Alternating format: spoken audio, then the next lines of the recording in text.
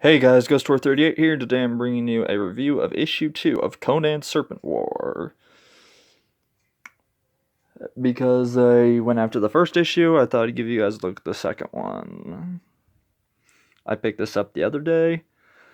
First off, I wanted to wish you a happy holidays, Merry Christmas, Happy Hanukkah, whatever the case may be for you, the viewer. Now with that being said, let's get started, shall we? Chapter 2, Relics of the Gods. Mark Spector the Moon Knight, Solomon Kane the Paladin, Agnes the Fighter, Conan the Adventurer.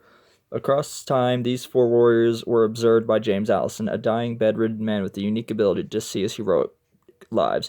James, guided by a mysterious and powerful force, transported Agnes to Conan's side to the Carpesh Mountains in the ancient Hyborian Age, and Moon Knight to Solomon Kane in 1500s England. How these unlikely allies will face an evil far greater than they could ever imagine. The comic was written by Jim Zub. Steven Segovia is the artist. Frank D'Armata is the colorist. Vanessa J. Del Rey was the art on the James Allison sequence of the comic. Jean-Francois Bellieu was a colorist in that sequence. VC's Travis Lanham is the letterer. Carlos Pacheco, Anik, and Frank D'Armata were the cover artists for the primary cover.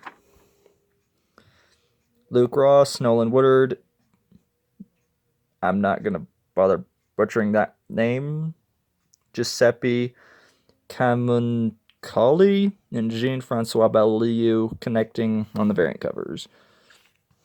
Conan, of course, was created by Robert E. Howard. The book opens up here with a healer in Stygia, the village of Tezunar in the Hyborian Age.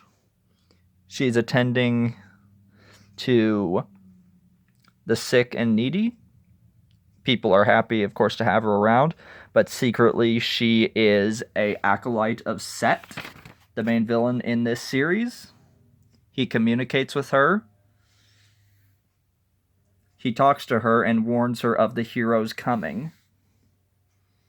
Your family has a relic of mine, a bracelet imbued with a moment of my grace. Of course, we've always cherished that. And then, of course, he warns her that Agnes, I'm assuming what are going to be Agnes and Conan, are coming to collect it.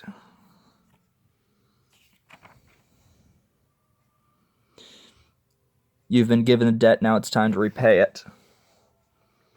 A cave in the Carpesh Mountains, the Hyborian Age. The snake is eternal. And of course, this is the point in time where simultaneously the heroes are crossing over. Conan and Agnes are meeting, while Solomon Kane and Moon Knight are meeting. And they don't touch each other, and they don't trust each other really well. Sorry, that's my dog. Your muscles tighten. Do you intend to kill me? I'd take no joy in it, but will do if what I must. If devil's magic takes you, I see. Who are you? Conan of Cimmeria. Agnes de Castilion. If you raise your blade to me, you'd best stab deep because you won't get a second chance. Meanwhile, this takes side by side in 1584. Blasphemy. Reptile skinned creatures pulled that corpse from the mausoleum, and now you, a cowled brigand, take their place. Slow down, big hat. I'm not with them. If you're fighting snake guys, then I think we're on the same side.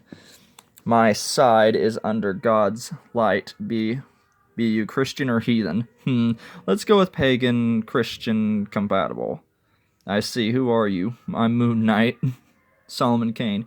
If your beliefs include purging evil, then we need not cross swords, but if I find you are corrupt, I will not hesitate to slay you. Yeah, so immediately this team is not exactly doing well. Warriors, I call you from beyond time, beyond life itself. And then this voice, this overall essence that was talking to James Allison is now speaking to them. And then, of course, simultaneously hear more sorcery. You'll not trick me into this. I have seen the dead rise before, but such desecration will not be happening. And then, of course, a moment's violence will not satisfy the forces held fast to this fate. Heed my words, and all may it be saved. And then pretty much the voice is talking to them about the coming events. This mask is from James Allison, so in essence he's trying to talk to the heroes, but it's not going over too well. Yeah. So in essence here, James Allison is speaking to the heroes. Sorry about the light.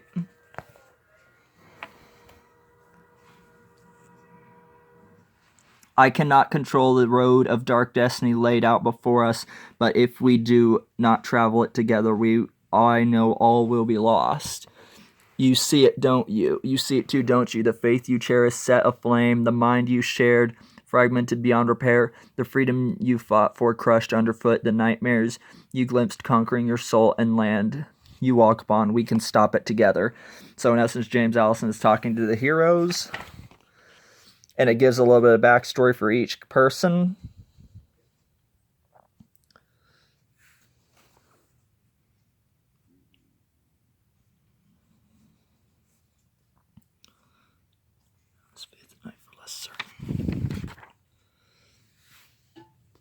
And then they're on the way through the desert.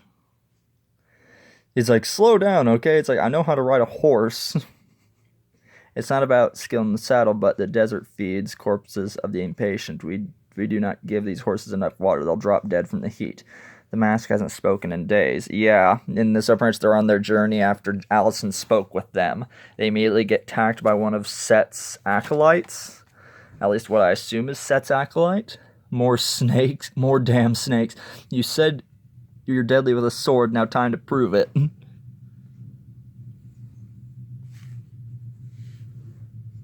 Dark Agnes, the mistress of death. And that's the reference to the unfinished fragment of Robert E. Howard's third novel.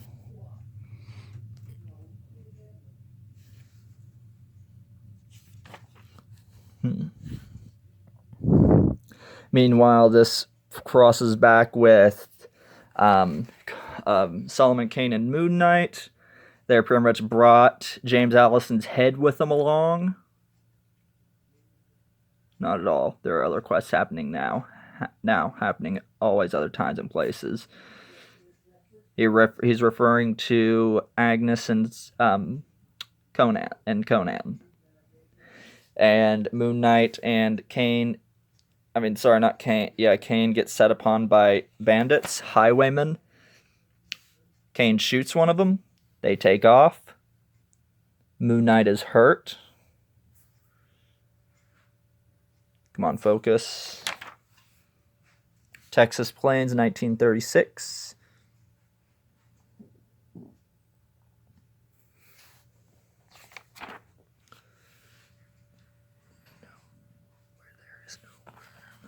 And as we end the comic, he is being consumed. James Allison is being consumed by something. What looks like a worm. Ignore the past as well as focus on the past that is. Together we can slay the snake. There's nothing else. But what about the worm? There is no worm. And it has him here. And as also at the end of the book, there is the second part of the set of Garm from the previous issue 1. This just picks up where it left off. I'm actually still reading this part right now.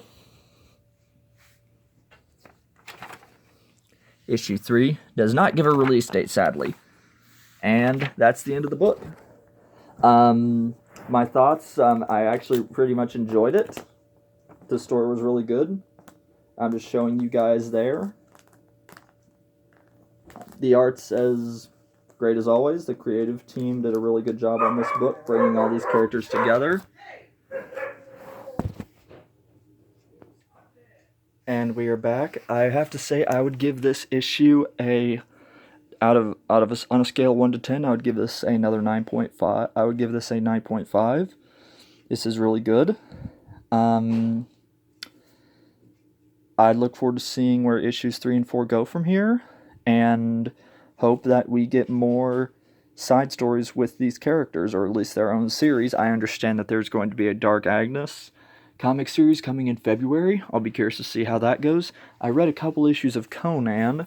Of course, Moon Knight has his comic series right now, so I'll be really excited to see if we get a Solomon Kane book. I'd honestly like to see Jim Zub make a Solomon Kane book. But anyway, that's just my thoughts. Anyway, I hope you guys like this video. Be sure to hit that like if you enjoy this character, or or just show your support for the Robert D. Howard characters in general.